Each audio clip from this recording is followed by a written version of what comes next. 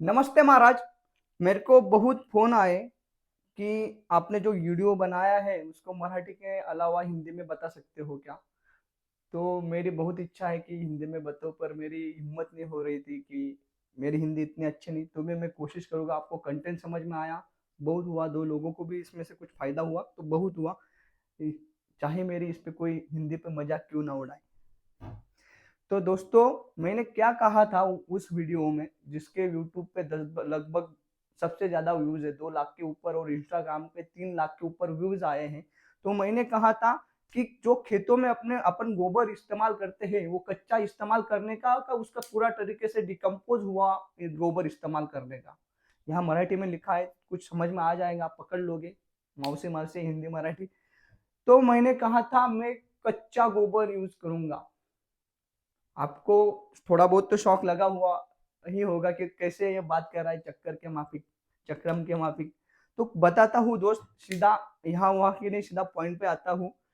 आप जितने भी किसान हो, उन किसानों ने एक चीज तो अपने खेतों में देखी ही होगी, 100% किसानों ने देखी होगी, कि जब भी किसान अपने खेती में भेड़ बकरियां एक जगह पे बिठा देता है खाद पड़ने के वास्ते, तो भेड़ बकरियां, मेंढी वगैरह कुछ जो ऐसा होता है, बैल मेंढी बकरी, तो जब भी समझो इधर हमने मकई लगा दी, तो मकई की यही जगह पे ज्यादा जो वाढ़ होती है, मतलब उनकी हाइट ज्यादा होती है, वही जगह पे, बाकी जगह पे होती नहीं है। तो यहाँ जो होता है, सबको पता है कि मेरा गोबर पड़ा हुआ होता है, तो इसके वास्ते ये इधर बढ़ती है। तो इसके आगे का दिमाग कोई नहीं लगाता कि ऐसा इधर ही क्यों होता है। और अभी मेरे को, मैंने बोला था कि कच्चा गोबर मैं यूज करूंगा मेरे खाद के, मेरे खेतों में। तो बताओ, ये जो गोबर पड़ा है दोस्तों इधर, ये गोबर कच्चा था या पूरी तरीके से डिकम्पोज हुआ था? कच्चा था। हमारे यहाँ खेतों में गोबर के ढीग डाले जाते हैं, ठीक ऐसे ऐसे जगह पे, और उसको फैला दिया जाता है। तो जिधर जिधर ढीग डाले होते हैं, उधर भी पिक, जो अपना क्रॉप होता है, कोई भी पौधा होता है, तो उधर उसकी जो बढ़ोतरी है, उसकी जो वाढ़ बोलते हैं अपन, उनकी जो ग्रोथ है वो ज्यादा रहती है। तो इसका कारण ही वैसा हो, क्यों होता है ऐसा? तो समझ लो, मैं ऐसा नहीं बोल रहा हूँ कि जो पूरी तरीके से डिकम्पोज हुआ गोबर जो रहता है वो अच्छा नहीं, वो अच्छा होता है, पर उसी क्रॉप के लिए अच्छा होता है दोस्तों। मेरे को जो मिलेगा, समझ लो मेरे यहाँ मक्के का पैटर्न है, हमारे जलगांव में 2 तरीके के पिक ज्यादा लिए जाते हैं। खरीफ में हम कपास लेते हैं, रबी में हम मकाई लेते हैं। फिर हमारी जमीन को 2 से 3 महीने तक धूप में सूखती है हमारी जमीन। उस टाइम पे मेरे को 2 ऑप्शन मिले, समझ लो मेरे को पका हुआ गोबर मिला जो पूरी तरीके से खाद बन चुका है, और एक कच्चा गोबर मिला, तो मैं कच्चा ही सिलेक्ट करूंगा। आपको जो सिलेक्ट करना है करो। मैं कच्चा क्यों सिलेक्ट करूंगा, इस पर रिसर्च हुआ है, ये पुस्तकों में भी मिल जाएगा आपको। कच्चा क्यों सिलेक्ट करूंगा दोस्तों?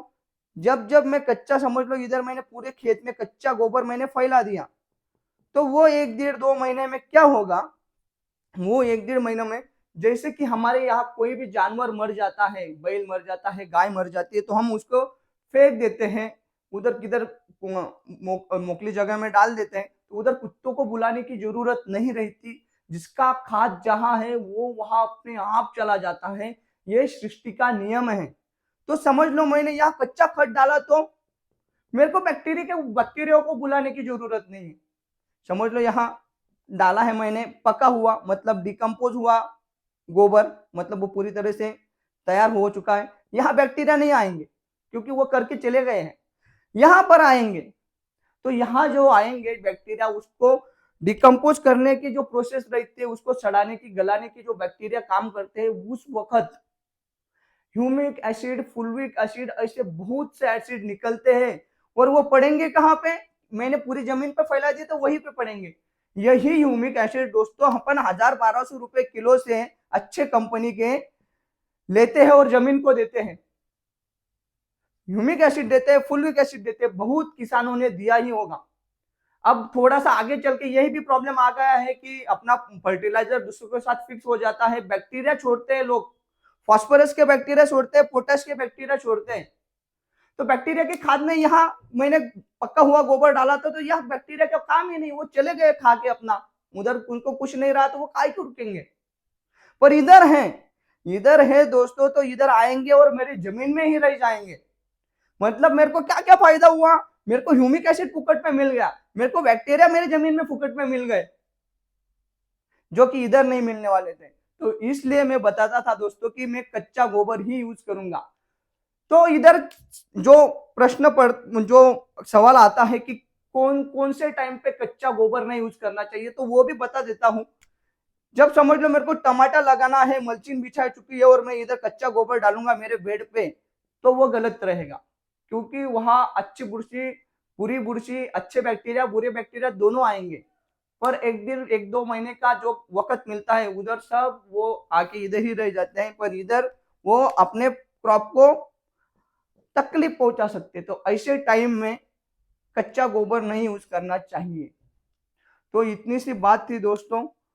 मेरे हिंदी इतनी अच्छी नहीं, कुछ शब्द आपको नहीं समझ में आए होंगे, तो उसके लिए माफी चाहता हूँ।